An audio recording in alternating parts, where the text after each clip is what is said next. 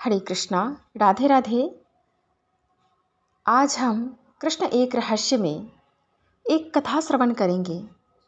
जब सुदामा जी भगवान श्री कृष्ण से मिलने जाते हैं तो हम सब ने देखा है कि सुदामा जी की सहायता के लिए भगवान श्री कृष्ण साक्षात आते हैं। ऐसा आपने कथाओं में और वीडियो के माध्यम से प्रचलित टीवी में, मोबाइल में, हर जगह आपने देखा होगा।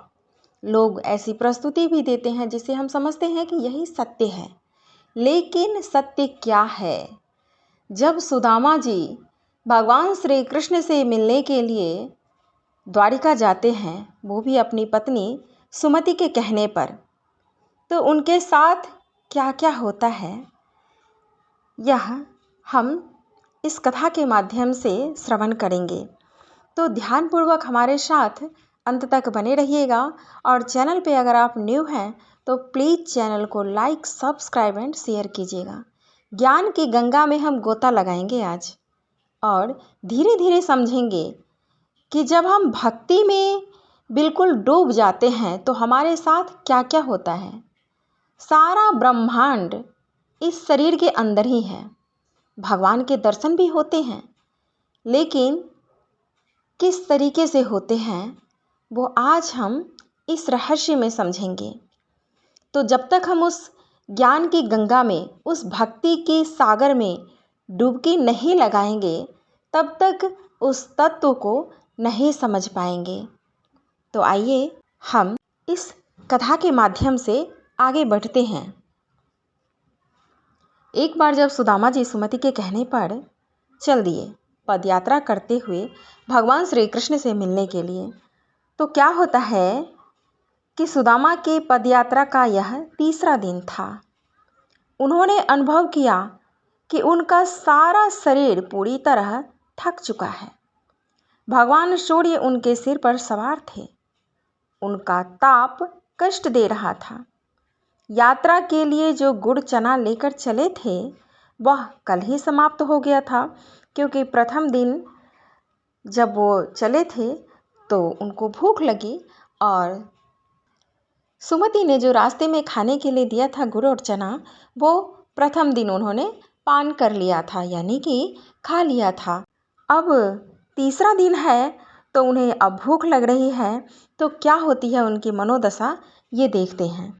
सुदामा जी जब चले थे घर से तो रास्ते में खाने के लिए उनकी पत्नी ने गुड़ और चना दिया था, जो सुदामा जी 2 दिन में ही चट कर गए, क्योंकि भूख लगी थी। थोड़ा थोड़ा ही खाना था, लेकिन इतनी कम मात्रा में थी कि 2 दिन में चट कर गए। आज तीसरा दिन है तो भूख सता रही है और सूर्य यानी कि धूप भी सिर पे बहुत ज़्यादा वार कर रहा है, जो सहन करना बहुत मुश्किल हो रहा है। उन्होंने कंधे पर लटकी अपनी पोटली पर दृष्टि डाली। उसमें कच्चे चावल थे जो उन्होंने संकट के समय के लिए बचा कर रखे हुए थे। उन्होंने देखा कि कुछ श्रमिकों ने एक कुएं के पास वृक्षों के झुरमुट में चूल्हा जलाया है। उनके मन में आया कि उनसे कहें कि वे उससे एक मुट्ठी चावल उबाल दें तो उनकी कृपा होगी।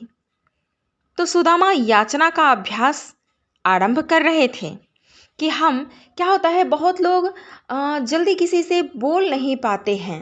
अक्सर होता है हमारे साथ, बहुत लोग झट से किसी से बात कर लेते हैं। कोई भी उन्हें संकोच नहीं होता है। बहुत लोग किसी से बात करने में हजारों बार सोचते हैं कि हमें बोलना कैसे है और किस तरीके से हम बोलेंगे तो हमारा कार्य हो जाएगा। यही सुदामा जी यहाँ पे सोच रहे हैं। सुदामा ने इधर उधर देखा और अपने भीतर देखा। तो भीतर देखा सुदामा ने तो उनकी चेतना कहती है, तुम्हारे आत्मसम्मान के घर में मैं रह रही हूँ। कौन बोलता है? चेतना बोलती है। इसमें याचना जैसी क्या बात है? सुदामा तमक कर बोले, वो अपने आप से बात कर रहे हैं। चावल मेरे हैं, मैं उनसे भीख नहीं मांग रहा हूँ, केवल सहायता मांग रहा हूँ। उनके पास अग्नि जल रही है। सुदामा ने अपना तर्क प्रस्तुत किया। उस अग्नि को प्रज्वलित करने के लिए उन्होंने अपने पुरुषार्थ का घर्षण किया है। यानी कि मेहनत किया है उन्होंने। तुम केवल जिह्वा घर्षण करोगे और तुम्हारे चावल पक जाएंगे। यानी कि वो चूल्हा जलाए हैं, उन्होंने मेहनत किया है, वो तुम्हें चावल पका कर देंगे तो तुम सिर्फ खाओगे, है ना, और सिर्फ जीवा चलाओगे। तो इसमें क्या हो जाएगा, चेतना जो है उनकी वह गुस्से में बरस पड़ी। इतने ही स्वाभिमानी हो तो मत मांगो अग्नि। यदि इन साधारण संसारियों ने तुम्हें दुत्कार दिया तो तुम्हारे मन में बैठी सुमति को कितना दुख होगा। जो उनका स्वाभिमानी पत्नी थी वो उनके हृदय में वास करती थी।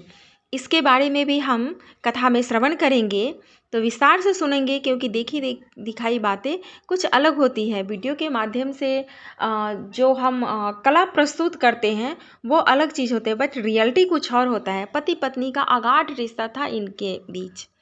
सुदामा और सुमति पति पत्नी का बहुत ही अच्छा रोल निभाते हैं, तो उनको गहराई से जानना बहुत ज़रूरी है।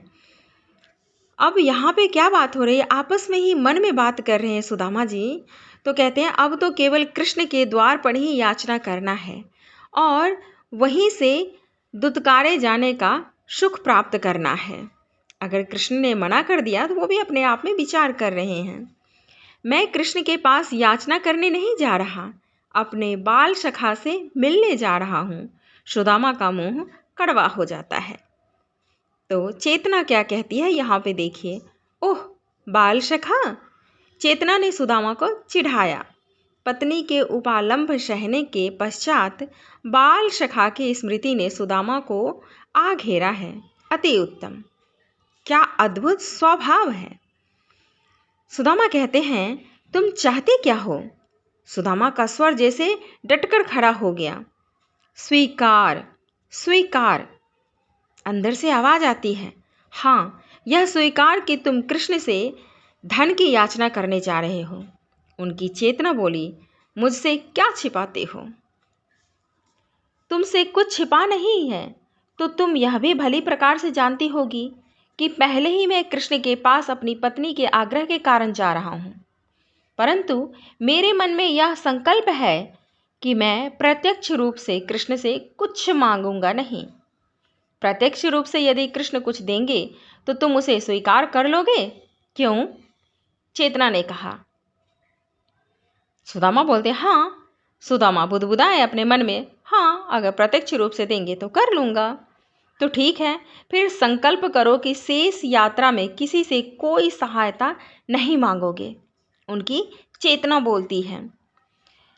सुदामा जी कहते हैं मैं संकल्प करता हूँ। सुदामा ने चावल की पोटली बांधी, उसे अपने कंधे पर लटकाया और चल दिया कि अब सुमति के कहे अनुसार ही चलना है और कृष्ण के द्वार पर ही जा कर के याचना करनी है, उनसे मिलना है, किसी से नहीं सहायता लेनी है।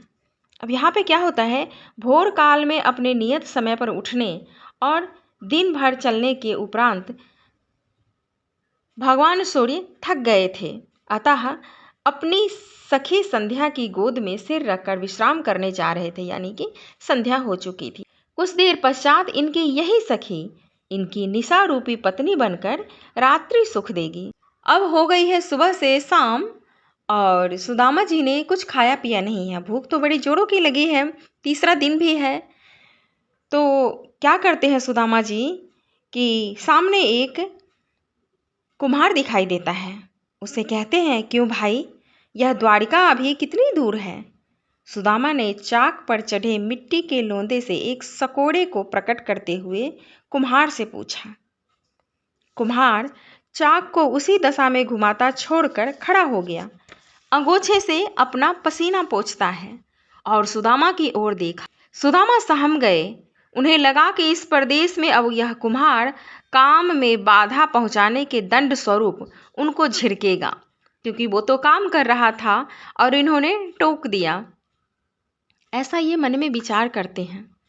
सुदामा यह सोचकर भूमि में गिर जाते हैं कि कोई उनको धिक्कारे अथवा दोषी ठहराए।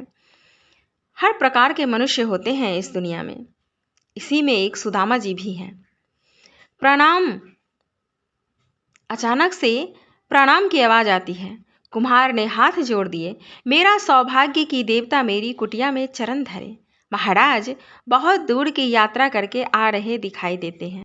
लगता है आपने कहीं विश्राम नहीं किया है और न भोजन पाया है।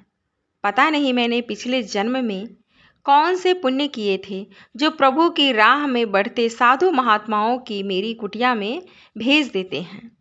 तपस्या में तपे आपकी दुर्बल देह से तेज बरस रहा है। महाराज यहाँ पे विराजें। सुदामा के मन में आया कि उस कुम्हार को बताएं कि वे ना तो कोई साधु हैं, ना तपस्वी और ना महात्मा। वे तो एक अत्यंत साधारण निर्धन ब्राह्मण हैं जो धन पाने की आस में कृष्ण के द्वारे जा रहा है। पर सुदामा ने वह सब नहीं कहा, चुप रहे। तुम बहुत भले हो भाई, भगवान तुम पर कृपा बनाए रखें, तुम्हें सुख समृद्धि दे, तुम्हारी संतान ज्ञान प्राप्त करे। सुदामा चकित थे कि आज तक उनके मुंह से सन्यासियों के समान ऐसे आशीर्वाद की वर्षा कभी नहीं हुई थी। क्या यह उनकी सन्यासियों के समान की जा रही यात्रा का प्रभाव है? वो ऐसा सोचने लगते हैं। सुदामा कुम्हार के पास बैठ जाते। ओ कमली, महाराज पधारे हैं, एक लोटे में दूध और मिस्सी रोटी खाने को ला। कुम्हार कहते। दूध और मिस्सी रोटी का नाम सुनते ही सुदामा की भूख किसी असंयमित बालक के समान व्याकुल। यह सुनते कि सुदामा संतोष से भर गए कि बिना मांगे उनके लिए भोजन की व्यवस्था हो रही है। दूध जिसका स्वाद चखे उनको कितना समय हो गया, उन्हें स्मरण नहीं। यदा कदा सुमति दूध ले आती थी तो वह उसे बच्चों के लिए ही रहने देने का आग्रह करते थे, और अब उनके लिए लोटा भर दूध आ रहा है। दूध पीकर उनकी थकान भी मिट जाएगी और शक्ति भी आ जाएगी शरीर में। कुछ ही देर में एक स्त्री थाली लिए आई। उसने आदर सहित सुदामा को प्रणाम किया और थाली एक पीढ़े पर रख दी। अब सुदामा के सम्मुख एक थाली में स्वर्ण के समान पीले रंग से चमकती मिश्रित आटे की 2 रोटियां थीं और एक लोटा दूध का भरा था। दूध और रोटी की सुगंध उनके स्वादिष्ट, पवित्र और पौष्टिक होने का प्रमाण दे रही थी। सुदामा ने कुम्हार की ओर देखा। हमें धन्य करे विप्रवर, कुम्हार ने हाथ जोड़ दिए।